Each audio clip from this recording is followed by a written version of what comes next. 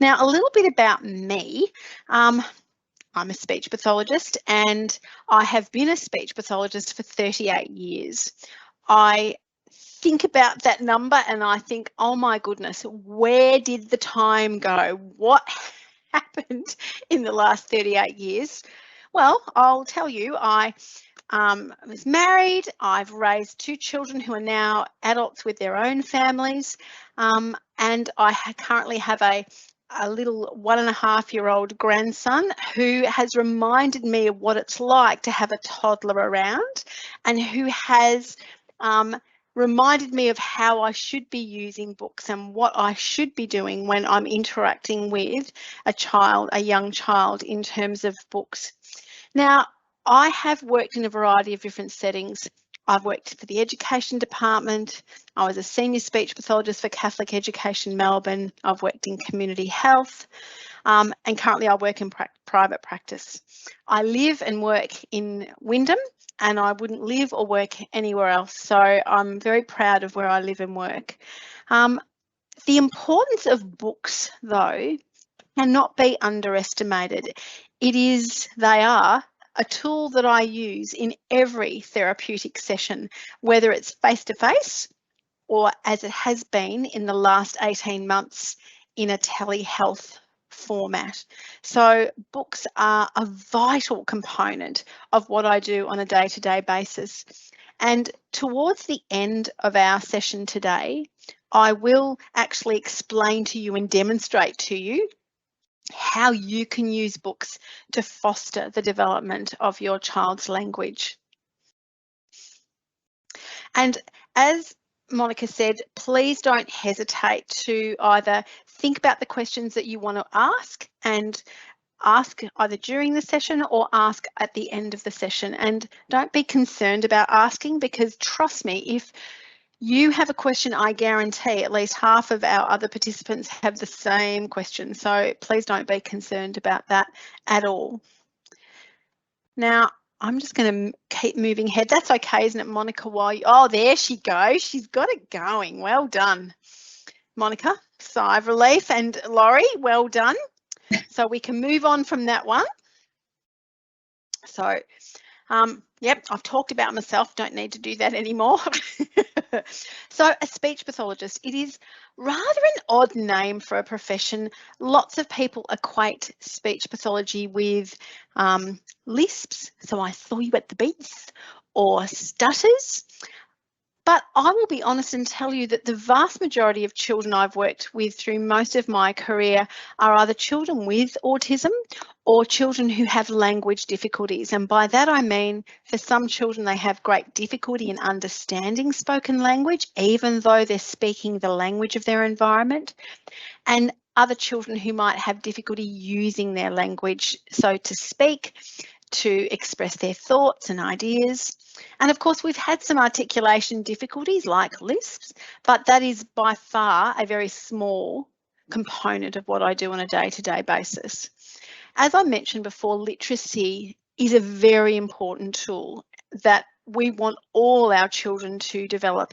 It is linked with so many important day-to-day activities, and it's something that even when you've got a toddler of 3 and 4 up to 5, it's something that you can start developing now.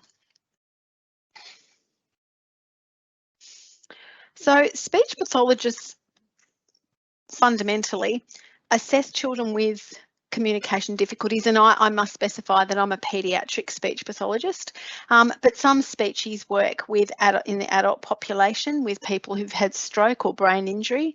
But we assess, we diagnose communication problems. We then plan and provide intervention to address those issues. But it's basically to support people with language and communication difficulties. And part of that role is to help children transition from spoken language into the written language. One of the parts of what I do, and this is only a part, is helping children become aware of sounds within words. It's an important language skill, but it's an important pre-linguistic or pre-literacy skill. We work on developing vocabulary, and believe it or not, this is an important part of literacy. Sentence construction, how grammar changes the meaning of a sentence overall. And story grammar, which of course, in terms of looking at books and interacting with books, is the ability to understand that there are characters and there's often a location and an event that happens that the characters try to fix, and then there's a conclusion or an ending at the end. And that is, in storybooks, the basic component of a narrative or a story. So why is literacy important? I'm pretty sure I'm talking to the converted. I'm sure everyone listening today thinks that literacy is very, very important. But we do know that there is a very strong link between the ability to listen really well, understand spoken language, and the acquisition of later literacy skills. Now, some children who might have spoken later in their development, or they might have some language difficulties, it might, and I'm going to repeat that, might predispose a child to having reading difficulties, but not always. And one of the roles that parents can take in this very early age is to introduce your children to the importance of books, the joy of books, the love of sitting down and looking at story pictures and hearing the story. That is an important role that you play in these very, very important language acquisition years. We know that literacy is linked to so many things, not only the day-to-day filling out of forms and shopping and doing all that stuff, but what we do know is it is very strongly linked to academic achievement. Now, I've not met a parent yet who doesn't want their child to be successful at school. We know that it's also linked to higher qualifications post-secondary school, so perhaps attending a tertiary educational context, but even being successful in jobs that haven't required that next level of learning. And we do know that there is a link to a longer term quality of life. Even fundamental literacy skills are important in day-to-day life. And if anyone has ever spoken to an adult who does not have literacy skills, I can assure you that they feel very hard done by and that life is much more difficult without them. So what we're aiming to do with our presentation tonight is talk about how you can set your child up for that later success. Now, I've added this little chart. Now, I don't want you to get too hooked into the complexity of the chart, but fundamentally, oral language skills are what we consider a foundation skill. And my little pearl of wisdom is that if you can't do it orally, it's going to be really, really hard to do it in that next very top level of reading and writing.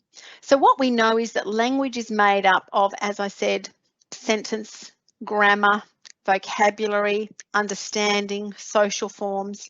And as we move up that triangle, you can see that all of those very, very important skills, which is a very complex skill, really, it all leads to the pinnacle, which is reading and writing. So there is a direct link between speaking and literacy skills.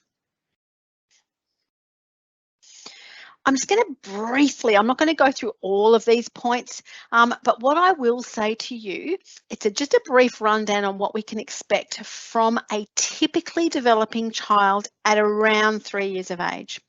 Some of you are going to think, my child's not doing that yet. That's okay. Some of you are thinking, my child's been doing that since they were 2. That's awesome. But what we're typically expecting to see in a 3-year-old child is at least around 200 words, simple sentence construction, typically between 3 to 5 words joined together, an ability to ask some WH questions like why and when and what. At 3, we're thinking that kids can basically understand happiness and sadness, so talk about their emotions, but we're also seeing some grammatical expansion, such as the use of plurals, which is I've got a cat compared to I've got some cats.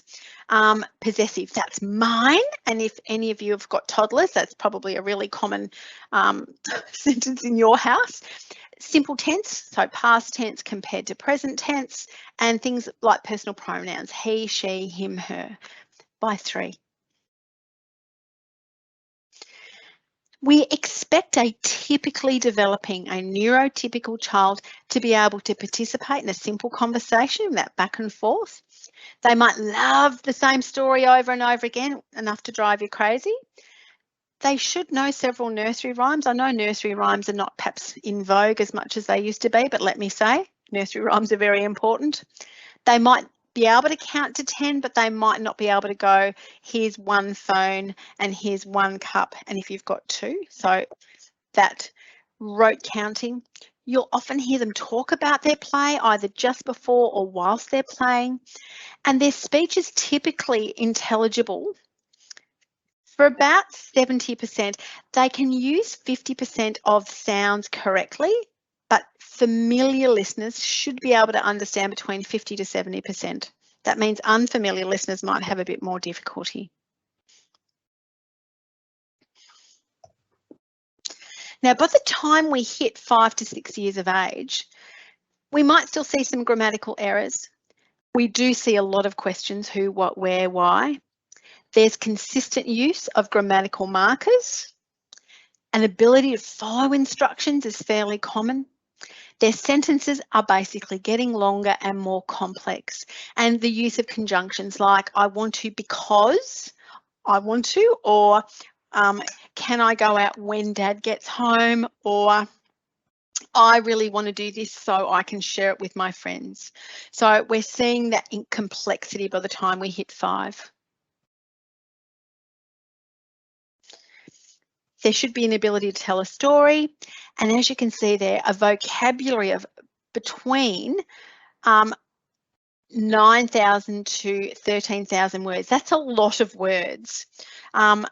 In terms of articulation, there are a couple of sounds that are still not used correctly. The is often and ul are often replaced with a W, so you might hear a lot of whittle wed wagons. S can sometimes still be lispy, I saw you at the beats. And TH, which is the last developing sound in English, sometimes doesn't occur until 8 or 9 years of age. You might hear, I hurt my thumb on Thursday. A little pearl of wisdom here, by the time your child reaches kindergarten, 4-year-old kindergarten, they should be understood by even unfamiliar listeners. I'm just going to say that again, understood by unfamiliar listeners by the time they hit 4-year-old kinder. There will still be some articulation errors, but if you have a child that you're struggling to understand and unfamiliar listeners often look at you as if to say, what on earth is that child saying? That's time to perhaps seek some advice.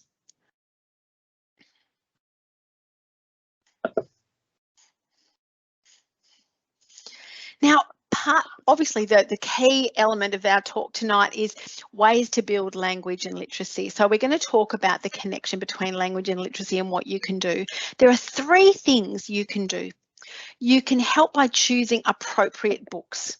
Really important to choose books that are interest in this domain. I suggest you follow your child's lead. So if they want to read stories about ants, as much as you might want to do something else, I would follow their lead as much as you can. Encourage interactions. A book is not a static thing. We say, one day I went to the park. What we want to see books as is an opportunity to have a conversation, to explore the pictures, to explore the story. And it should be fun. If it's a chore for you and or your child, change it up, because at this age, it's got to be fun and interactive. It can be short or it can be long, but you've got to have some fun with it. So please, please, I encourage you, if you're thinking, oh God, every time I get out a book, my child runs a mile, let's see if we can change that up and change that feeling about books and sitting down on the couch. Now, sorry, I do want to, yeah. Sorry to interrupt. We do just have a question, I believe, from Sandra. So if you wanted to unmute your microphone and ask your question, please do. Oh, yes, sorry. I'm trying to lock myself in the bathroom so no one can hear me. Just question, everything started going off. So my child's just turned 3 and he talks quite a fair bit, and most of it I can understand. He can count to 30. And the only issue I have is that he dribbles constantly. And I'm not sure whether it's the way he's swallowing or whether he's pronouncing his words or whether he's actually, maybe it's an ENT issue, which is why. Well, great question. Look, excessive dribbling is not typical. So I would be popping off to the GP and saying, hey, I'd like an ENT. Have you managed to have a look at his tonsils and see if what size they are? Yeah, so I asked that question. Funny you say that, because I actually put my name down for the Royal Children's Hospital, and they decided to take me off the list, and then they forgot to tell me and send me. I followed it up 6 months later. They go, oh no, we sent you a letter 6 months ago, and I was quite angry and frustrated. So now I'm back on a list, Sunshine Hospital, and I'm still waiting, so I'm not sure. So you've got a couple of options there. I would be checking to see how long that wait list is. Dribbling is a really interesting thing, and we often don't see it unless there is a specific reason. So there's something medical going on there, or it could be ginormous tonsils and adenoids, which needs to be checked by an ENT. So yeah, that's because I had my tonsils removed, and I think it's the snoring as well. Well, sweetie, if he's snoring as well, you do need to see an ENT. Sometimes snoring can be a sign of sleep apnea, so that does need to be checked out sooner rather than later. And if he's dribbling, it could be a sign that he's not able to swallow as much of the saliva as he needs to, as we would automatically. So it collects in what we call his buccal cavity, which is in his cheek area, and then when he can't hold it anymore, out it comes. So I would, two things, ring Sunshine Hospital, say, how long is my wait list? How long am I going to ask? And if you think, oh, look, they're saying, 12 to 18 months, and at this point, wait lists in public systems are enormous, the alternative is to go back to the GP and say, okay, I need an assessment by an ENT and potentially might have to go privately. But check the wait list first. That's what I'd be doing. Yeah, because that's what I was thinking, because I've got health insurance as well. So then lovely, go for that. Find out how long and then jump straight to the private system if it's going to be too long. And don't forget, when you go to the ENT, I would be recording the snore at night so that you've got some examples of when the ENT says, is he snoring? And make sure that you write a list before you go to that specialist of all the things that you have observed. That's what I do. That's a good point. Thank you. Because I'm sick of having him wearing bibs. Yes, bibs. Yep. Yep, I hear you. He's old and he's got bibs. Anyway. Thank you. I would do that. No worries. Now, what I did want to say about books is a book is not something that is a static thing. And I want everyone to remember you do not have to read the text. Now, the couple of times I've given these talks, I keep repeating myself on this, but I'm going to say it again. You do not have to read the text. If you can make up a story that matches the pictures and the child is following along with your story and it matches the pictures, at this age, most of them don't know you're not reading the text. When my children were little, and both of my kids are tertiary educated, my son's a teacher and my daughter's a psychologist, I didn't read text to either of them until they hit school. And then they were starting to say, hey, Mum, you've missed that word. And I remember thinking, oh, bugger, now I'm going to have to read the text. If you use a book to construct a story, you can do that story in 30 seconds to a minute, or you can take 10 minutes. It doesn't really matter as long as you have fun with that book and you encourage that interaction and that conversation. That's the important key at this point. And the earlier you start, the better. So when we're choosing books for 3 to 5 year olds, it's really important to choose the correct book. So don't pick something that has a tiny little picture with lots and lots of text. Pick picture books that have a lovely short story, or as I said, make up your own. You might pick books that have a couple of sentences and they actually tell a story rather than simply labeling items in the picture. You might include books, or when you make up your own story, the books that include words that your child hears regularly, but also words that they don't, so that you're exposing them to a broad genre of vocabulary and giving them that exposure to both types of words. I think it's vital for small children to hold the book, to turn the pages. Now, I know many of us are very worried about rough handling of books, but pick books that might be made of cardboard or cloth, or show them a lovely model of how they might hold the book and have respect for the pages in the book. Talk about the pictures, discuss how what they see on the book might match what they experience at home or on a walk to the park. If you are reading the text, you can point to the words as you read them, but again, follow your child's lead. If they get frustrated and want to race through the book, then have the story match what the pictures are showing you. You might talk about, if they're interested, you might talk about the sounds within the book. And you might need to read those books over and over and over again. I have to say, both of my children had favourite books, and when I let them choose, which I always did, what book, as much as I encouraged them to pick different books, there were some firm favourites.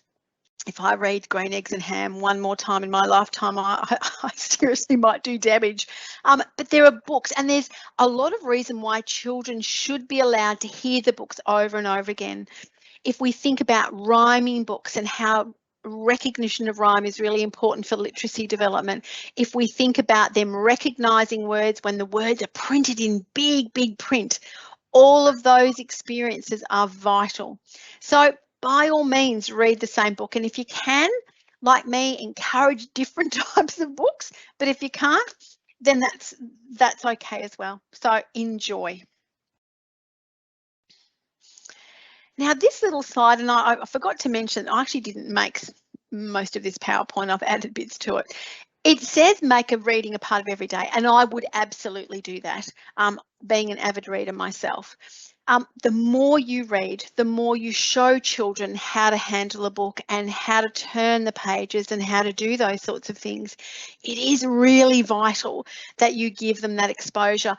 Over the last 38 years of being a speech pathologist, I can happily tell you, very sadly, the number of children. What is it? Where's the black thing? We've got, I can hear someone with a small child. Enjoy. I think there are some children I've met who've never ever seen a book until they got into a therapy clinic, who've never turned a page, who's never looked at a storybook, and it's so, so sad, because if we don't start young, then that experience sometimes for some children doesn't reach them until they hit school, and that's a real sadness for me that they don't have those experiences earlier on. Make it fun. Use funny voices, use weird faces, do actions. Sit on the floor. Don't just think it's going to be a sit next to me on the couch. You sit on the floor. Be face to face with your child. Have the book between you. Have a bit of activity with it. If you've got puppets, use them. Don't have to do that every night, but sometimes change it up a little bit. Now, this slide says aim to read for 10 or 15 minutes. Now, the proviso is you don't have to read for 10 or 15 minutes. If your child wants to do it and they're having fun, go for it. If after 3 minutes they're going, so please, if you think to yourself, oh my God, my child's not doing this, because we tend to do them in 12 months a lot. So 12 months, 12 to 18 months, 18 months to 24 months. If your child is not doing the thing that is within that 6-month time frame, try not to get too concerned. By all means, use it as a guide to think, rightio, this is what I'm aiming for. So for example, in the first 12 to 18 months, a neurotypical child will develop anywhere between 30 to 50 words, but that might be 20 to 60 words. Typically, then at 18 months, we start to see the appearance of 2 words together, and that can occur up to about 2 years of age. What I will say to you is that if you've got a child who's got, 10 words at 18 months, your goal then is to try and increase that vocabulary by a variety of different activities that you can potentially do. And using books is obviously a very important goal. So you might think, righto, my goal is to increase that vocabulary. And then as time goes by, you might then start to see the appearance of those two words linked together, like mummy go, daddy sleep, Rex jump. So we're seeing that expansion of those two words together. Everyone takes their own developmental time to do it. Sometimes children race through these milestones where others need extended periods of time. But don't get too hooked into, oh my goodness, what's they're saying in that 6-month time frame, my child's not doing. The other thing I want to say to you is if you have concerns, if in the pit of your stomach you're thinking, oh goodness, I'm really worried about this, then by all means follow your instinct.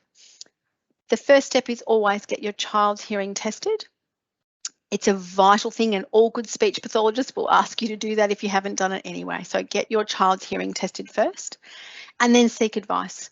Off to the GP to talk about development, and maybe a phone call to a speech pathology clinic or the local community health centre to see if you can find out some more information about what is happening and what you could do. What I'm going to say to you is even at 3, often speech pathologists will not be training or giving therapy to the child. It's more about training parents on how to facilitate that speech and language development. So, but by all means, those charts are there if you're interested. Now, what if your child is having difficulties? What if you think, oh, this is not developing the way I thought, or your mum or your friend or someone says, shouldn't they be doing something? Then by all means seek out support. Speech pathologists are there to guide you. We've been trained. There's a 4-year undergrad degree and then extensive training after that. So it is best to refer early because often there are huge waiting lists, and particularly in these COVID times, those wait lists have blown out. If you're not sure, most speech pathologists might be able to give you an opportunity to talk about your concerns, and we're talking about organising something next year about giving people more access to speech pathology information and advice, so stay tuned. The speech pathology website has a find a local speech pathologist. It's type in where you are, type in what you need, and it'll give you a list of names. And that's a really handy resource. But when all else fails, your maternal and child health nurse, your GP, they do have some information that they can share with you and perhaps help you decide on next steps. Now, part of the reason we did this talk tonight was every year Speech Pathology Australia has a book of the year. So books are submitted and then evaluated for the appropriateness of certain age groups. So the 0 to 3 years was a little book called Look Baby. And the book we're going to use tonight partially is Bo Loves Books. And then for 5 to 8-year-olds, The Thing That Goes Ping. Now, in a minute, I'm going to give you a demo of how I would use a book. I'm going to demonstrate how I might do it when I'm reading the text, but also how I'm doing it when I'm not going to. We've got 6 pages, 7 pages of this book, so it's not the whole book. And I'm going to give you an opportunity just to listen to my crazy way of doing it. And it's just a small sample, and you can take from it what you will. And so I will do that, but we're just going to have a look at Bo 30 seconds flat if I have to. If I've got a wiggling child that I think is about to do an escape from the chair or escape from the clinic room, I can whip through a book and go, wow, you finished the whole book. That's awesome. If you stick to the text though, it won't give you that opportunity to say to a child, you have finished the story. Good for you. Well done. And then you can slowly elongate those opportunities until they are listening to a whole story. And that, my friends, is the aim of the game.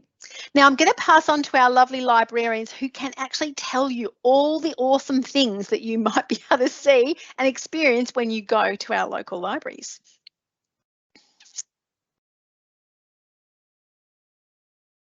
Thanks, Lisa, appreciate it. Before I go on with that, I have noticed we've had a few attendees join us late. So apologies if there was any confusion with the start time. We are also seeing a couple of questions come through, but we will wait until the end before we look at addressing those. So thank you for that. So librarians, a wealth of knowledge about books. that is the bread and butter of our business, absolutely. So we are reopened at the library now. We have been since the start of November. And we have a wide variety of books for this particular age group, the 3 to 5 age group.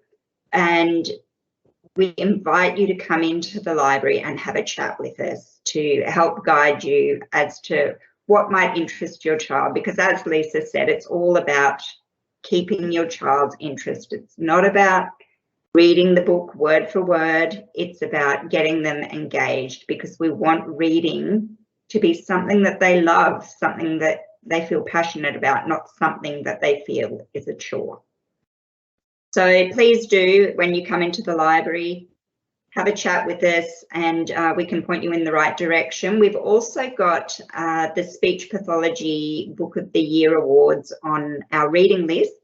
At the moment, I believe what's there is last year's award. Because of COVID, we've had some difficulties getting the newer titles in, but they have been chosen, those books, as Lisa said, because they've been shown to either have a high interest level, the repetition as well, which Lisa touched upon as being important in language development. So we do encourage you to have a look at that, and in the email that we've sent out to you, there is a link to that, and we will update it with this year's books as soon as we can. We have started our programs back in Branch, which is just wonderful. So again, for this age group, we offer a songs and stories session. You've booked in through this particular event through Eventbrite. So our bookings for songs and stories are through the same platform, and they're being run across all the different Wyndham Library branches. So please do have an explore of that, see if there's a session that suits you.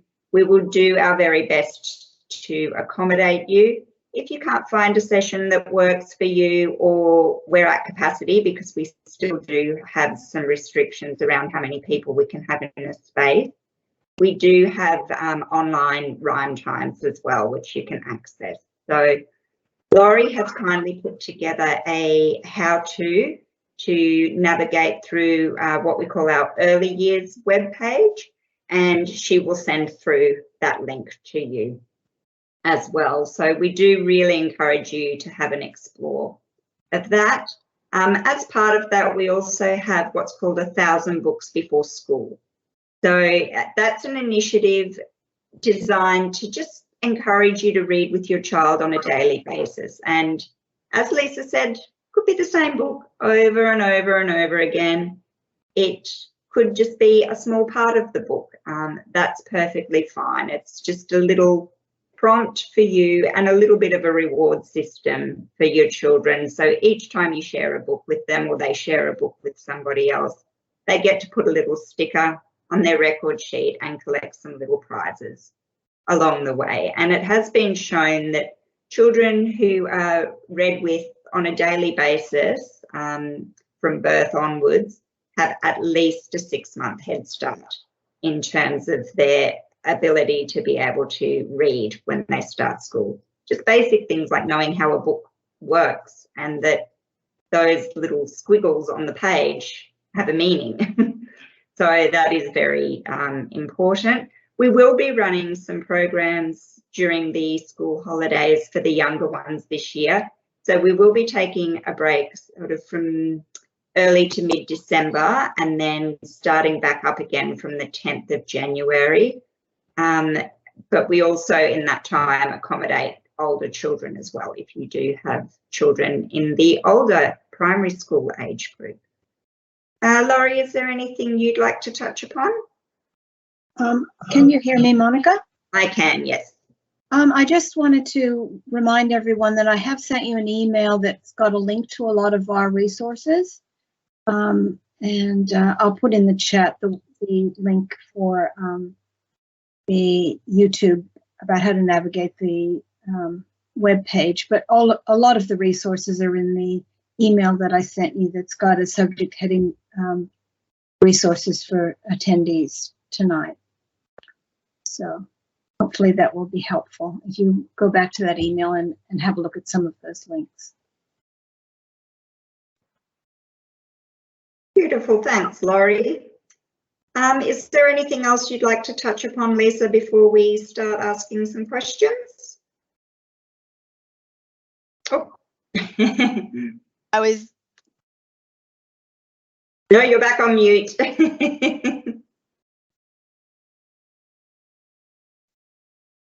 Sorry, Lisa, you're on mute. Oh, there, I thought I was a speech pathologist without a voice. Oh, terrible. Absolutely terrible.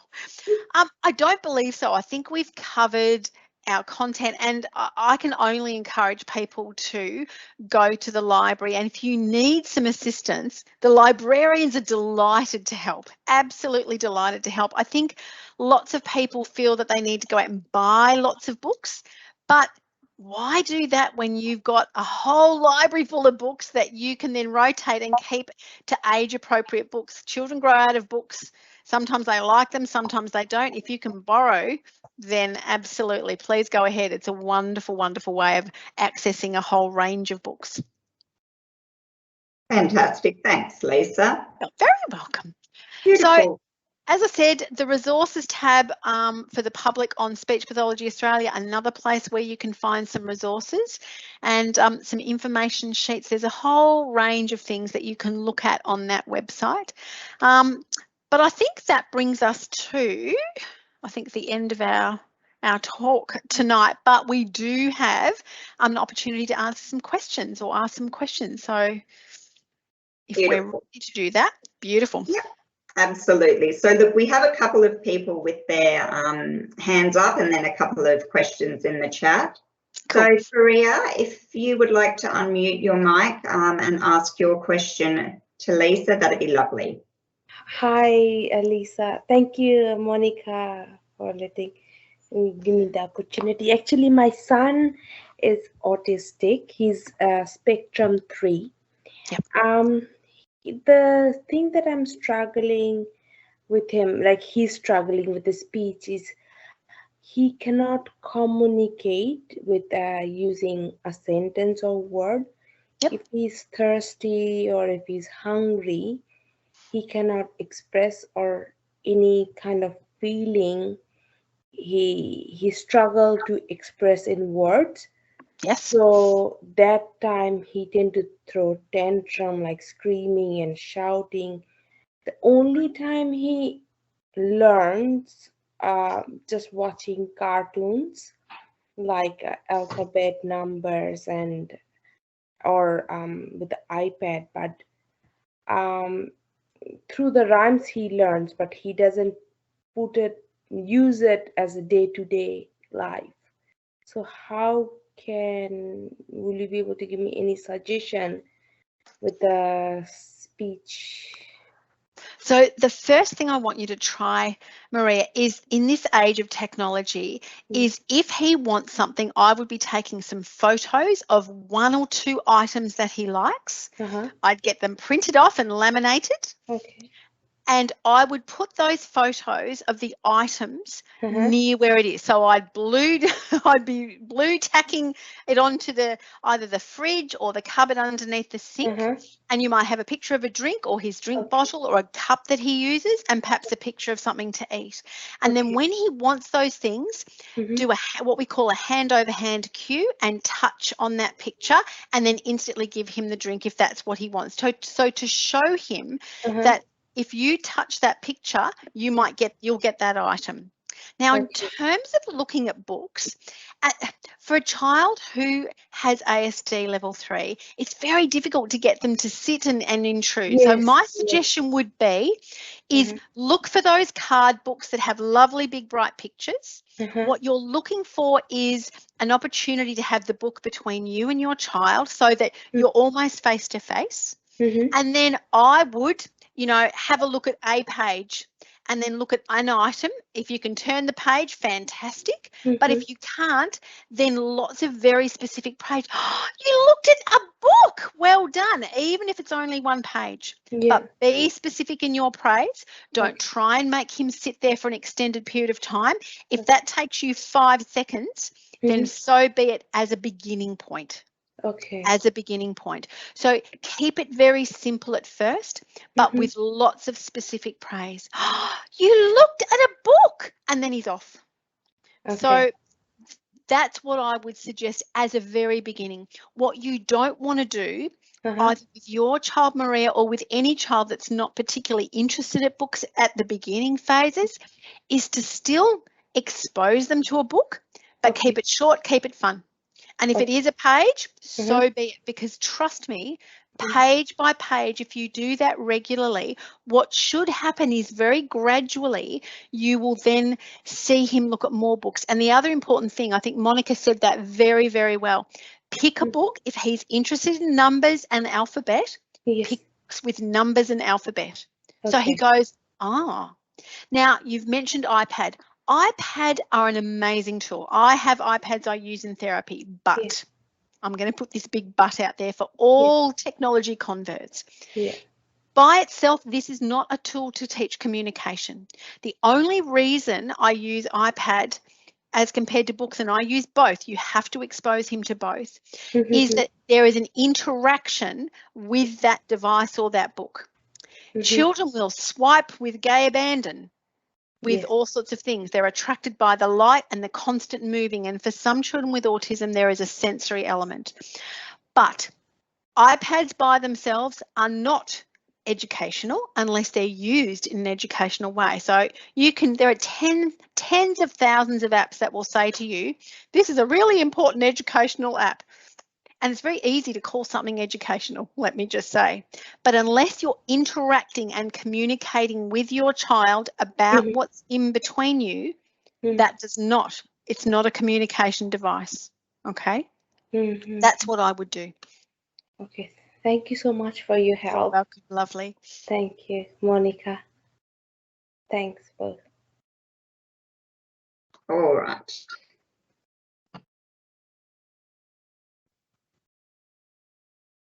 Sorry, my computer was having a moment where it didn't want to unmute. Sarisha, would you like to ask your question, please? Sure. Thanks, Monica, for letting me in. Hi, Lisa. Hello, Sarisha.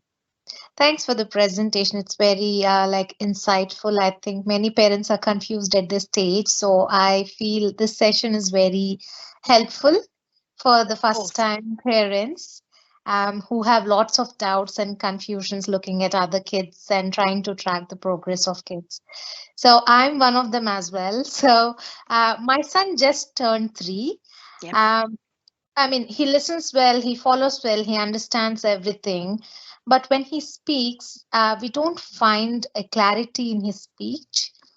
In terms of we don't understand his words. When we ask him to repeat, I think he repeats twice.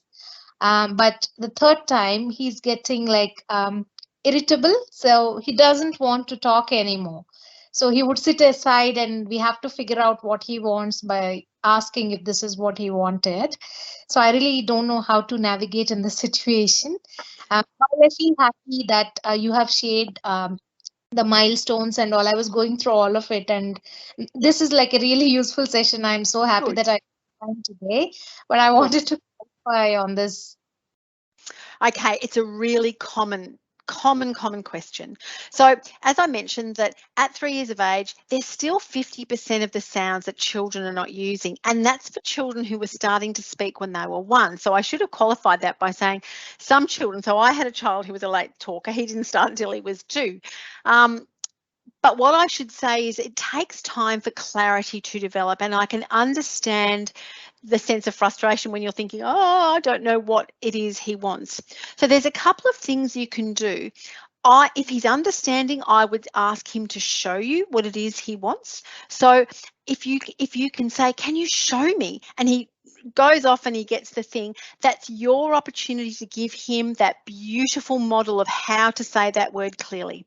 Now, please be aware that when children learn to start speaking, they don't start speaking clearly. None of them do. And I'm going to give you a definition of a word. A word is a group of sounds used consistently to mean an item. So, for example, my little grandson at the moment calls this duh. Now, you and I know it's a phone and it's my phone, and he calls it duh. Every time he says duh, I know that that's his word at the moment for phone. So when he says that, I will then say to him, oh, Granny's phone. And when I give him that model, I'm slowing down my speech.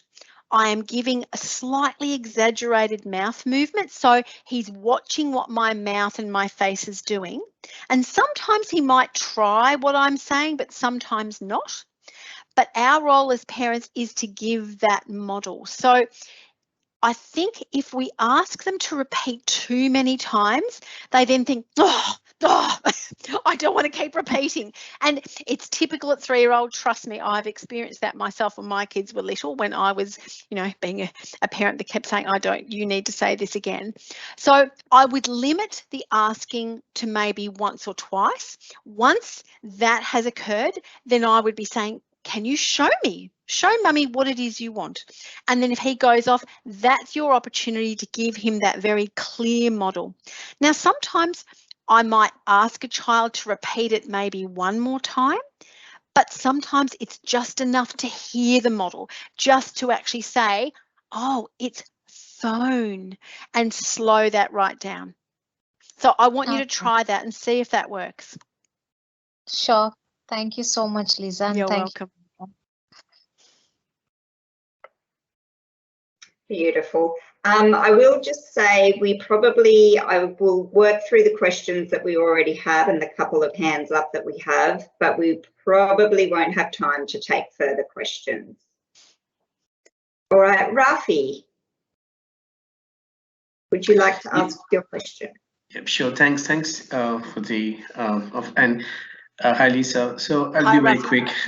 I'll be very quick with my question because we have limited time. So my son turns 5 in a week's time from now, and he goes to a 4-year-old kinder in Wyndham, and he was advised. I mean, the kinder's principal advised us to repeat the kinder because she feels he's not ready yet for the school because he understands conversations. He's very active in terms of doing things and picking up.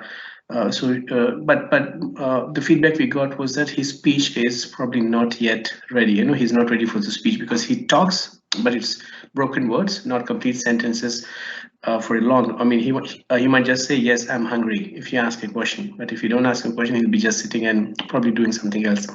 So my question is, I know, probably this may not be the right platform, I'm not sure, but repeating the kinder, and do you see any benefit of doing that to improve the speech of a kid because he's already 5, and do I need to wait for something, or just consult to a speech therapy specialist? Good question, Rafi. It's a really good question. And going to school and having that transitional period, do I send my child to school? Do I not? If your kindergarten teacher has given you that advice, my first response is, if they've had that conversation and they do have those concerns, it's ultimately your decision, but I would follow their advice. And the reason I say that is because they have seen your little one in the context of a group. And as I spoke about earlier, oral language skills are the foundation skills for literacy development. Now, I have no doubt, Rafi, that you want your child to be successful at school. So if we think that his language development has not yet reached that level to allow that next complex development of reading and writing, then I would give him that opportunity to develop those skills further over the next 12 months. Now, absolutely, do you need the support of a speech pathologist? Possibly you do. So I would jump on the website, have a look for local speech pathology clinics. I would also put his name down at the community health because they have speech pathologists there as well. Now, the other thing I would be doing is thinking to myself, what other things can I do to develop his language? So you mentioned his sentences. If he's keeping his sentences very short and perhaps not expanding them as much as we would like to see in a 5-year-old, I would be giving him those lovely models of trying to make those sentences. And by an example, I might say, if he says, "Oh, a cat," you then give him that paraphrased model of goes, "Oh, yes, a big black cat." So you're expanding his sentence a little bit more, giving him exposure to other word types. Encouraging him to actually elongate the amount of information he's giving you by giving him those models. So I would do that. Now, ultimately, Ruffy, it is your decision, but think about your kindergarten teachers as very highly trained professionals who are thinking they want him to be successful at school. They don't make those recommendations lightly, trust me.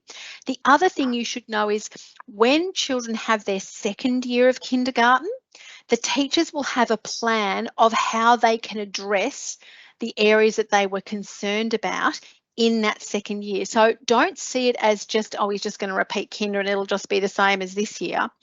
That won't be the case.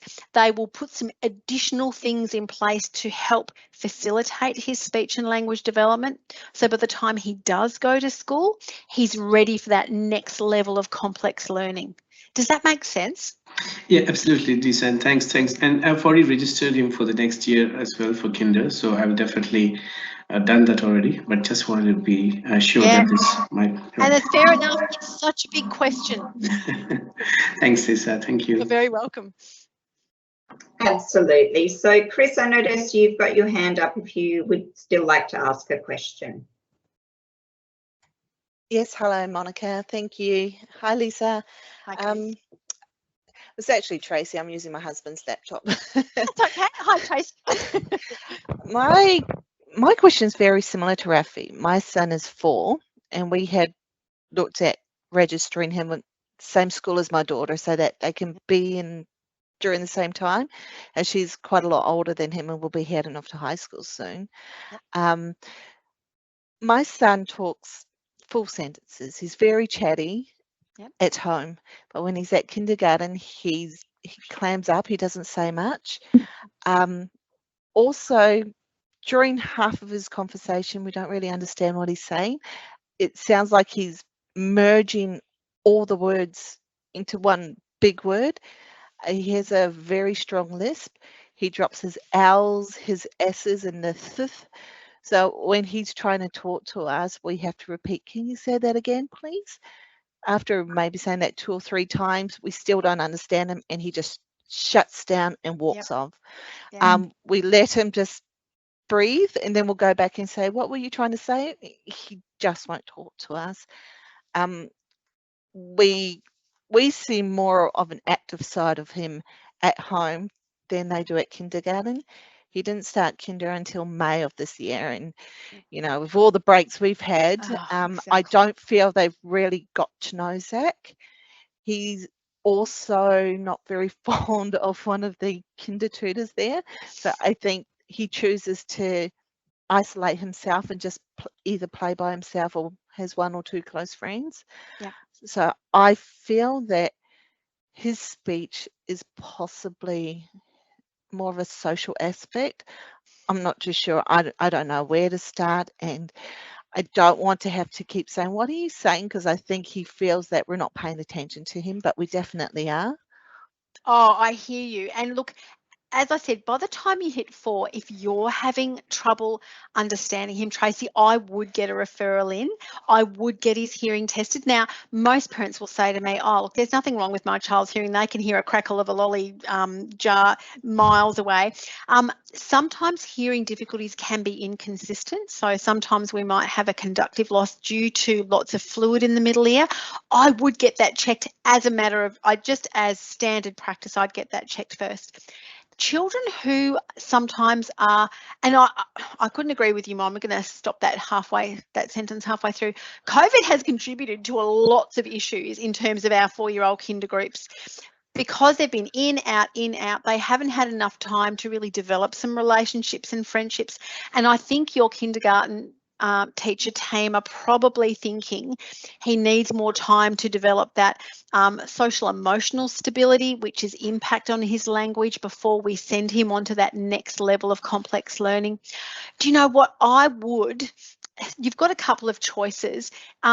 If he's doing his second year of kindergarten next year, they will put some things in place. That is what the second year is for, to do some additional planning for him to actually foster those development. And you know what? As a parent, when my kids were at school, I am a big fan of candid conversations with teachers, because they see our children in a certain context, and your observations about how his relationship with the kinder aide has not developed particularly well. There could be, she might be a really loud, outgoing person, and your little one is not accustomed to that. I would be very candid in a nice way and say, look, I think he's finding Miss Bloggs, a little bit tricky. Can we work on developing that relationship with her? Or get her to, he really likes this or he really likes that, to foster that relationship if he's going to the same kindergarten. But it is important when our kids go to school that they're ready for that next level. And as I said to Ruffy, Tracy, I view this next year, if they're having a second year, as a year to consolidate those language and speech skills. And regarding his speech, it sounds to me like he does need some intervention. It may not be extensive intervention, but at least giving you some ideas on how you can help him with that articulation. And again, once you've worked out what it is he wants, rather than getting him to do lots of imitation, I do that louder, longer, slower imitation, so he gets that model. Now, the sounds that you mentioned, the S. Now, is he lisping like I saw you at the beats, or is he dropping it off when he's got a blend sound like stop or stick or spot? He drops the S. Yes. So it's pot instead of spot. Yes. Yes. So it's called blend reduction, and it's reasonably common in 4-year-olds. He should be starting to move out of it. So blends are where the word begins with 2 consonants and 1 consonant is either dropped altogether or it's changed for something else. So some parents will might be familiar with the old, instead of a truck, it's a fruck, and sometimes other types of words, which I won't go into. It is fairly common in 3 to 4-year-olds, but by the time they've moved through kinder, most of those should have resolved themselves. So I would contact a speechy or community health to see if you can get some intervention, and I would get his hearing tested first. But it sounds to me like the kindergarten teachers have made a good decision to help him really find himself before he moves on to school. Yeah, we're happy with him doing kinder again. That's not Cool. a problem.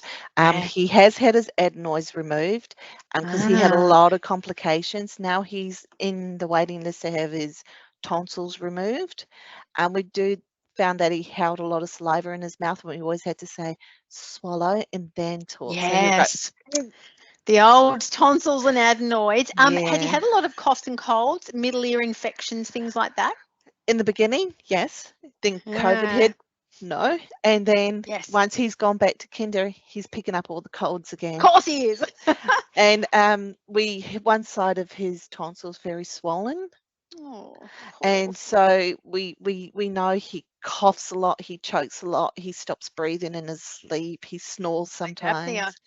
Yeah, that's what. But we spoke to the specialist. He said he doesn't think it's that. He just thinks he's got really bad tonsil that needs to be removed. So. As I said to someone earlier, I'd be recording it. I would be recording it. Like, get a little recorder on your phone. Yeah. And have some evidence. Same issue. So yes, this is good hearing this. Yeah, it's really common. And look, middle ear infections can be very inconsistent. So you get a lot of fluid built up in the middle ear, And if I had more time, I'd explain why that's a bad thing. But then it can drain away to the back of your throat, which is what's supposed to happen all the time. But you might get this, what we call fluctuating middle ear infection or fluctuating hearing loss. So 1 minute everything's fantastic and they don't need the volume up on the TV or they're not sitting on top of it. And the next minute you're calling, and they're not responding. So it can be very inconsistent. And sometimes they can call it a silent middle ear where there are no other symptoms, but there's a build-up of fluid and it just doesn't go away. So if that's what's occurring, that sounds like, Tracy, you've already got him onto an ENT, but I would be taking note of all of those signs and symptoms. So when you go, look, I love ENTs, but they can't poo-poo you and say, oh, look, it's just this, don't worry about that. I would be writing a list of everything that you're observing. Okay. I'm glad I've got my list then because it helps me what I've been doing. I'm a big fan of lists.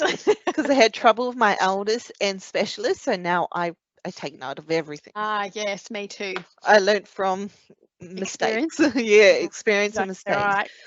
Thank you so much, Lisa. That's all I needed to hear was just that extra push to say everything's going the way you want it to. Yeah, absolutely. Beautiful. Thank you so much. You're very welcome. Have a great evening. Good night. You too. Beautiful. All right, I've noticed we're getting a few questions about the link to the recordings. So, Laurie, are we planning on just once that's available, emailing it through to everybody? Okay, so because of the technical difficulties we had before, I am going to do my best to make sure we have the best recording we can, but it is possible that we may have problems that might interfere with it. But we're currently working on the recording from 0 to 3, the talk that Lisa gave last week, which a lot of the topics are, it's kind of overlapping, isn't it, Lisa? So that one will definitely be ready in the next week or so, which I can share with this group as well. And I will do my absolute best to try and salvage a recording from this one. It's just that some of the things weren't ideal with the way we started off the session today. And I really apologize to everyone for the delays. It basically boiled down to a mistake I made with the link, and I'm so sorry, but it's I'm okay. so thankful that Lisa has been very patient and very generous with her time this evening. And I think that we all got a lot out of it. It's been my pleasure. Absolutely. So no, most definitely we will share the link for the 0 to 3-year-old session. As Laurie said, a lot of what was discussed in that is still relevant for this age group. There are questions around dropping of sounds, adding in extra sounds, stuttering sort of coming out of nowhere. I believe we touched on all of those in the last session. We did. So just based on time, I would encourage you to view the recording of that session once it's available. As I said, we'll send the link out to you. There were also just a couple of questions around the whole screen time issue. And look, again, that was touched on quite considerably in last week's session. Communication is all about, or language is all about communicating and interacting. So passive screen time, even though they're being exposed to language, isn't teaching them why you use language. Can I just give a very quick example? So yeah. I took my grandson for a walk on the weekend, and we walked down Watton Street, and we were talking, and we stopped and looked at sticks and bugs and goodness knows what else on the way. And we passed a little boy who was sitting in a pram. Now, this is not a criticism, because sometimes parents need a bit of space where their child's not chattering at them. And iPads, like back in the day when my kids were little, where there were no iPads, it was the same thing with TV, and sometimes you just need some space. So this is not a criticism. But the little one that I watched in a pusher was was about the same age, and he was completely engaged in his dad's phone. So he had the phone, he did not raise his face once, and he was flicking. Now, whilst he was flicking, there was no conversation about what he could see. There was no talk about the big trucks or the ambulance or the people that he could see or the bugs on the ground or whatever it was. There was no what we call reciprocal interaction, and reciprocal means back and forth conversation. Monica is absolutely right. That's what develops speech and language skills, not iPads.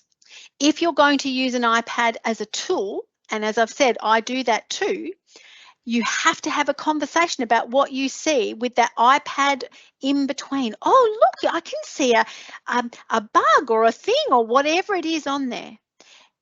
In of itself, though, it is not a communication developing tool. It just isn't. And I have had parents in my clinic room saying, oh, if I say, how long is your child sitting on their iPad? Because I know it's fascinating and I know kids love them. But if I hear 6 hours on an iPad, I am really concerned. I will tell you quite honestly, because that's too long.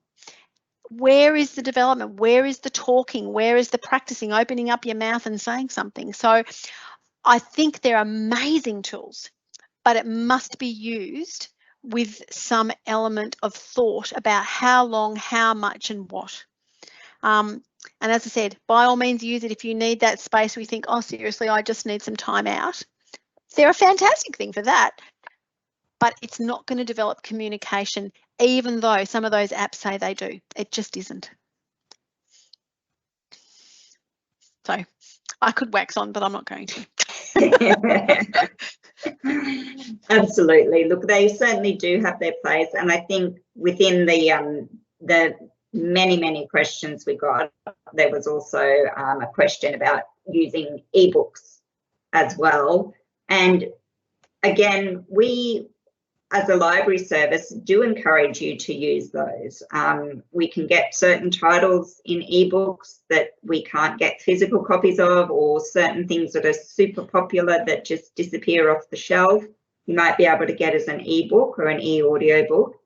But we encourage you, like we do when you're reading a physical book, to be actively engaged with your child during that process. Super important. Lisa, there was something you mentioned in the last talk, which I thought was great, which was when you have a book, and it would be the same with an ebook. If you have that device or the book sitting in between you and the child, then they still get that face-to-face. Absolutely. I think a lot of times with my grandchild, I'll be watching something and we're both facing the screen. There's not this same opportunity for her to see my face.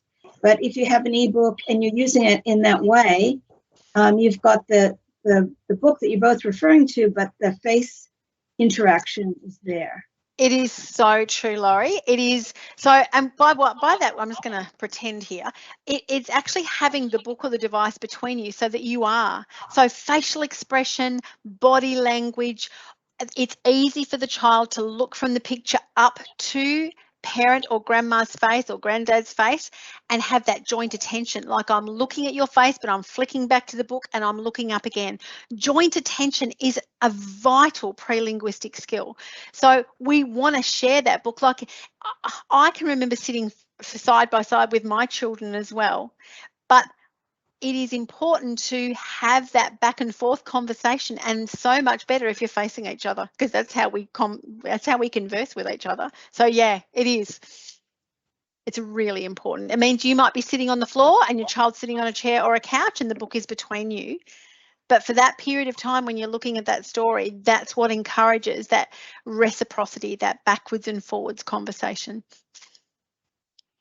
Absolutely. All right, well, we're looking at 9 o'clock. My goodness. Time flies, right? When you're having fun. Absolutely. So, look, I'd like to thank you all for bearing with us while we were having the technical difficulties. So we appreciate your patience with us.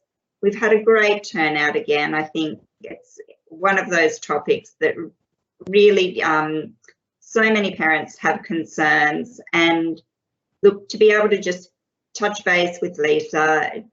It can either, you know, alleviate those concerns or go, you know what, maybe I need to take this, to the next Change step. it up. Change it up a little bit. So, Lisa, thank you so much for joining my us pleasure. again. We really appreciate it. And the fact that you had to run around changing locations and whatnot. So you had my own power. technical difficulties. Your own technical difficulties, absolutely. And also considering you're feeling a bit under the weather as well. We really do appreciate it. So you're welcome. we've had lots of people say it's been a wonderful presentation and they're going to share it with colleagues and other families as well. Cool. I'm so glad people got something out of it. That's awesome. Thank you, Lisa. Fantastic. All right, then. Well, thanks for joining us, everyone, and we will get those links out to you as soon as we can. Bye, everyone. Take care. Bye-bye. Thank you.